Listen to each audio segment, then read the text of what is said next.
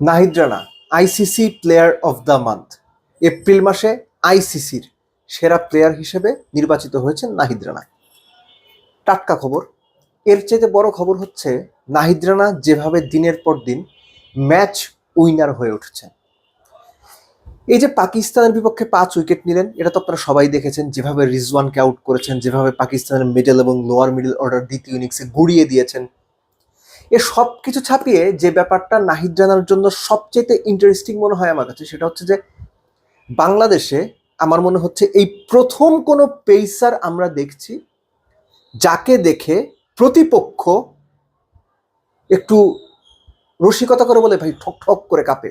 ঠক ঠক করে হয়তো কাঁপে না, ওই ভয়টা কাজ করে।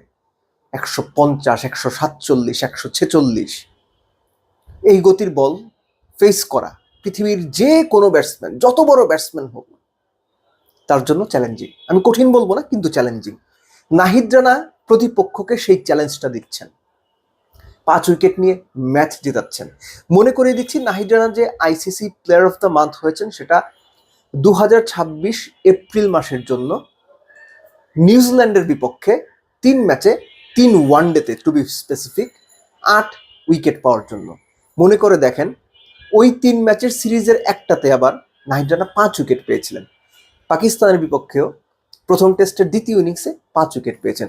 তারও আগে পাকিস্তানের বিপক্ষে ওয়ানডে সিরিজে, সেখানেও নাহিদ রানা 3 ম্যাচের ওয়ানডে সিরিজে এই নিউজিল্যান্ডের মতোই 8 উইকেট পেয়েছিলেন। সো নাহিদ রানার যে ব্যাপারটা, সেটা আসলে বাংলাদেশ ক্রিকেটের জন্য খুবই ইউনিক, খুবই নতুন।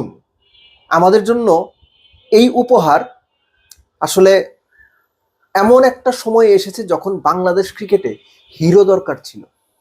আপনি খেয়াল করে দেখেন, বাংলাদেশ ক্রিকেটে যে টপমোস্ট প্লেয়াররা ছিলেন, তারা রিটায়ারমেন্টে চলে যাওয়ার পরে বা ক্রিকেট ছেড়ে দেওয়ার পরে বাংলাদেশ ক্রিকেটে কিন্তু সত্যিকার অর্থে হিরোর যে ব্যাপারটা বা ওই রকম ক্যারেক্টারের যে ব্যাপারটা, সেটা আমি মিসিং বলবো না, কিন্তু স্বাভাবিকভাবে আমরা যেভাবে ক্যারেক্টার মনে করি সেটার দিক থেকে বোধহয় একটু পিছিয়ে ছিল। Yes, Bangladesh have very good players, কিন্তু ওই যে ক্যারেক্টার, একটা ফ্ল্যামবয়েন্ট ব্যাপার, সেটা বোধহয় আস্তে আস্তে নাহিদ রানার মধ্যে দেখা যাচ্ছে।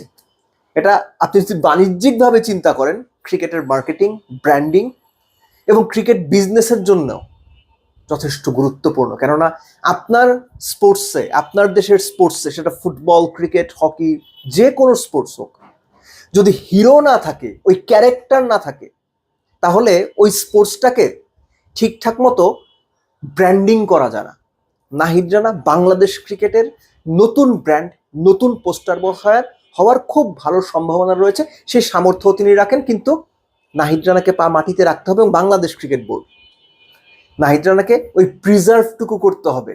তাকে বুঝে শুনে খেলাতে হবে, তাকে ঠিকঠাক মতো, ওই যে যখন আপনি গাড়ি, খুব ভালো গাড়ি, কিন্তু সব সময় সব রাস্তায় সব দিন চালানো যাবে না, একটু রয়ে শোয়ে বুঝে চালাতে হবে। নাহিদ রানাকেও সেভাবে যত্ন করতে হবে। বাংলাদেশ ক্রিকেটের জন্য নাহিদ রানা একটা, সহজ করে বলে যে, মানে আশীর্বাদ হয়ে এসেছেন। বাংলাদেশ ক্রিকেটের জন্য নাহিদ রানা একটা জেম হয়ে এসেছেন।